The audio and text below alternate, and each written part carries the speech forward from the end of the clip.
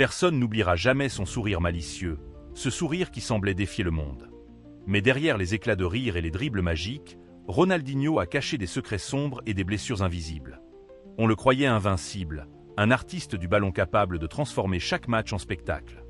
Pourtant, au sommet de sa gloire, l'enfant prodige du Brésil a tout failli perdre. Sa carrière, sa liberté et même son identité. On raconte qu'un soir à Paris, bien avant qu'il ne devienne champion du monde, Ronaldinho a confié à un ami proche « Un jour, je paierai cher d'aimer la vie comme je l'aime ». Et ces mots se sont avérés presque prophétiques. Car derrière les projecteurs du Parc des Princes et les soirées folles de Barcelone, il y avait un autre homme prisonnier de ses excès, de ses choix et de ceux qui voulaient profiter de sa générosité sans limite. Comment un joueur capable de faire lever un stade entier avec un simple sourire a-t-il pu connaître la prison, la ruine et les humiliations médiatiques? Pourquoi ce génie, adoré par les foules, a-t-il été trahi par ses proches et oublié par les clubs européens? L'histoire de Ronaldinho n'est pas seulement celle d'un footballeur. C'est celle d'un homme qui a trop aimé la liberté, jusqu'à s'y brûler les ailes. Ronaldinho, de son vrai nom Ronaldo de Tassi Moreira, est né en 1980 à Porto Alegre, au Brésil. Son histoire commence bien avant les dribbles magiques et les trophées, dans un quartier modeste où le football était bien plus qu'un jeu. C'était une porte de sortie, une promesse d'un avenir meilleur. Fils d'un ancien joueur devenu ouvrier, il a grandi dans une famille passionnée par le ballon rond, bercé par les histoires de son père et les premiers exploits de son frère aîné, Assi, qui devint son premier mentor. Dès son plus jeune âge, Ronaldinho a attiré l'attention grâce à une technique hors du commun. À 13 ans, il marquait 23 buts dans un seul match, une performance qui fit de lui une légende locale. Mais c'est son style, à la fois joyeux et provocateur, qui captivait. Il jouait comme s'il dansait, comme si chaque contact avec le ballon était une célébration de la vie. En 2001, sa carrière prend un tournant décisif lorsqu'il quitte le Grêmio pour rejoindre le Paris Saint-Germain. À Paris, Ronaldinho est inconnu du grand public européen, mais son arrivée enflamme déjà les fans brésiliens expatriés. Son sourire timide, ses cheveux longs et son regard espiègle deviennent rapidement sa marque de fabrique. Pourtant, derrière les apparences, Ronaldinho découvre une réalité qu'il n'avait jamais imaginée. Celle d'un monde professionnel impitoyable où le talent ne suffit pas, où chaque erreur devient une des journaux. À Paris, il séduit par ses dribbles déroutants, ses coups francs venus d'un autre monde, et ce sens du spectacle qui rappelle les plus grands artistes du football. Mais Ronaldinho, encore jeune et insouciant, ne se contente pas du terrain.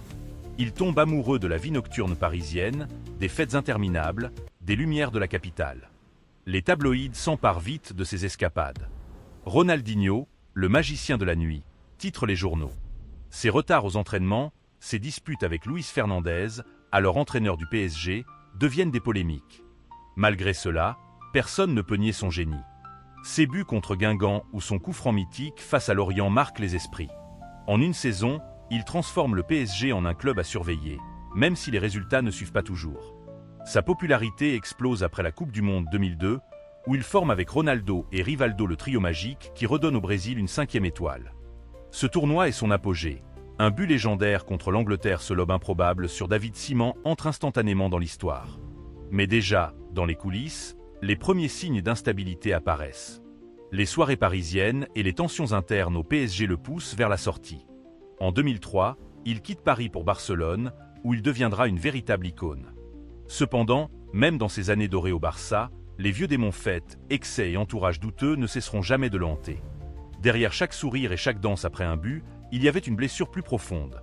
La perte de son père à l'âge de 8 ans, noyé dans la piscine familiale après un accident, un drame qui marquera à jamais son cœur. Cette cicatrice invisible le poussera, selon certains proches, à chercher sans cesse la fête, comme pour remplir un vide impossible à combler. L'histoire de Ronaldinho est une montée vers les étoiles suivie d'une chute vertigineuse, comme un conte où le héros finit par être rattrapé par ses propres faiblesses. Lorsque Ronaldinho rejoint le FC Barcelone en 2003, il arrive dans un club en crise, en quête d'un sauveur. Et en seulement quelques matchs, il devient le visage de la renaissance catalane. Ses dribbles fous, ses passes impossibles et sa joie contagieuse redonnent vie au Camp Nou. Le public l'adore, les médias le proclament le sourire du football. Et ses coéquipiers voient en lui un leader silencieux, capable de changer le destin d'un match d'un simple geste. Entre 2004 et 2006, Ronaldinho atteint l'apogée de sa carrière. Ballon d'or en 2005, il offre au Barça un style flamboyant et 2 titres de Liga, avant de conquérir la Ligue des Champions en 2006. Ses prestations contre le Real Madrid, notamment ce match au Santiago Bernabéu où le public madrilène l'applaudit debout après un but époustouflant, restent gravées dans l'histoire. Peu de joueurs, avant ou après lui, ont réussi à susciter une telle admiration, y compris chez leurs rivaux. Mais derrière les sourires, une autre histoire se joue. Ronaldinho vit comme une rockstar. Les nuits barcelonaises deviennent sa seconde maison, et ses retards aux entraînements agacent l'encadrement. Le club tente de cacher ses excès, mais les rumeurs de fêtes interminables, d'alcool et de mauvaise hygiène de vie commencent à circuler.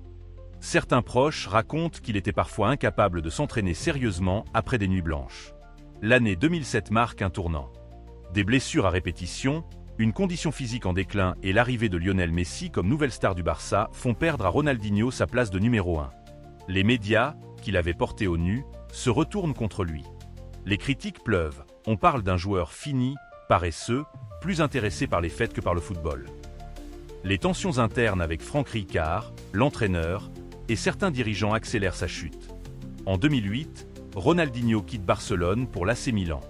Beaucoup espèrent qu'il se relancera en Italie, mais le miracle n'aura pas lieu.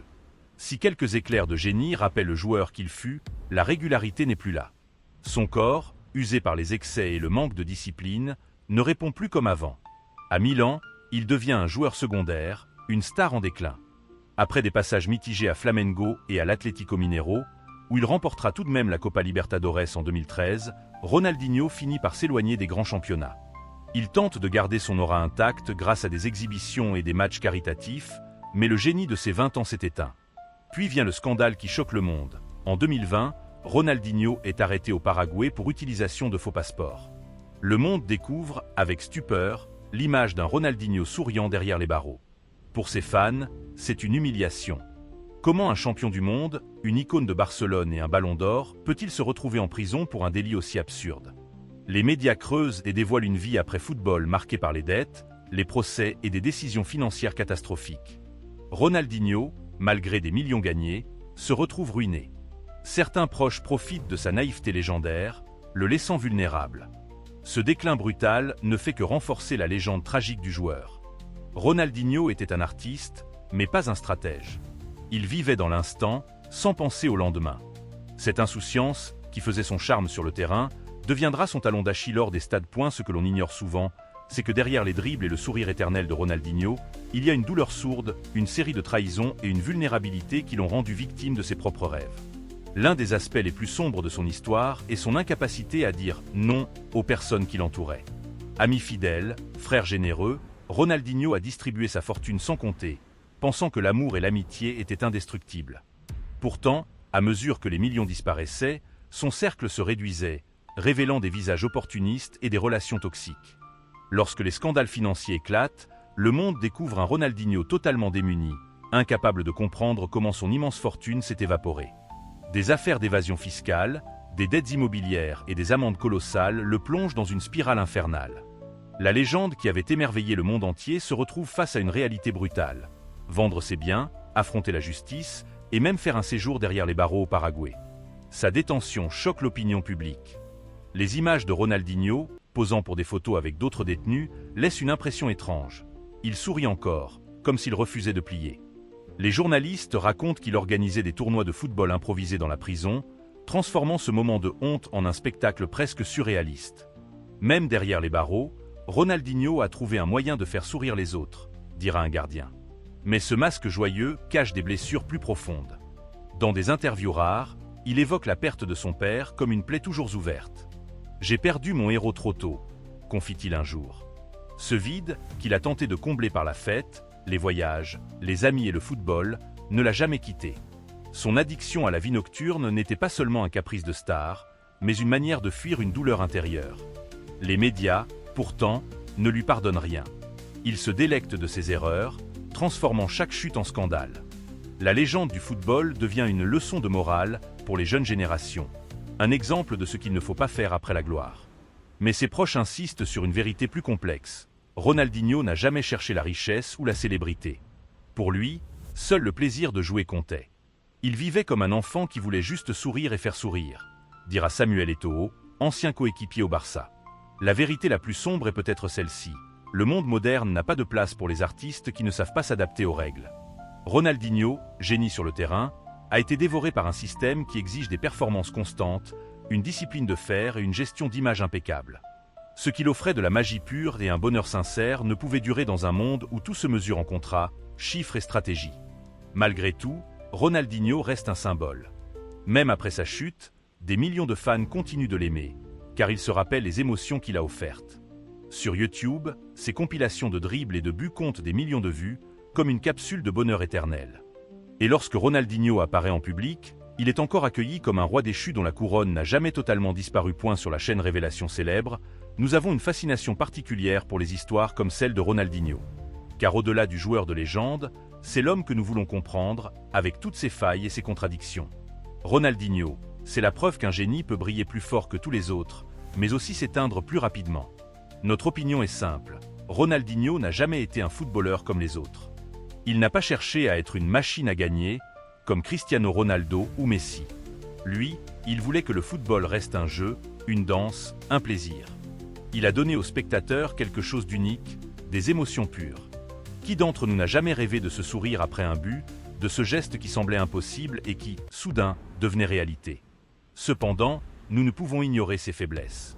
Sa carrière aurait pu durer plus longtemps, atteindre des sommets encore plus vertigineux, s'il avait eu plus de discipline, s'il avait dit non aux excès et aux parasites de son entourage. Mais est-ce vraiment une faiblesse, ou simplement la preuve qu'il était humain, profondément humain? Ronaldinho n'a jamais joué pour les statistiques, mais pour le bonheur. Peut-être est-ce pour cela qu'il nous touche encore autant aujourd'hui. Son passage au PSG, souvent oublié par rapport à ses années de gloire au Barça, est un symbole. À Paris, il était un diamant brut, imprévisible et incontrôlable. Le Parc des Princes a découvert un artiste qui ne se souciait pas des règles, mais seulement de l'art de surprendre. C'est aussi là qu'ont commencé ses premiers conflits, ses retards, et cette image de joueur de fête que la presse n'a jamais cessé d'entretenir. Aujourd'hui, nous nous posons une question. Et si Ronaldinho avait eu un autre entourage, un autre état d'esprit? Serait-il considéré comme le plus grand de tous les temps? Ou bien cette liberté, qui fut sa perte, était-elle aussi sa magie? Car sans cette insouciance, aurait-il pu inventer des gestes que personne n'osait tenter? Nous voulons également entendre vos avis, chers spectateurs. Pensez-vous que Ronaldinho a gâché son immense talent, ou au contraire, a-t-il déjà donné tout ce qu'il pouvait donner, en nous offrant quelques années d'un football pur et joyeux? Pour nous, Ronaldinho n'est pas seulement une légende.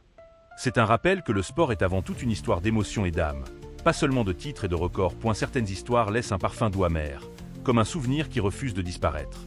Ronaldinho, c'est ce souvenir. Même après les scandales, même après les années de déclin, son nom évoque immédiatement la magie, la joie et un football qui semble aujourd'hui appartenir à une autre époque.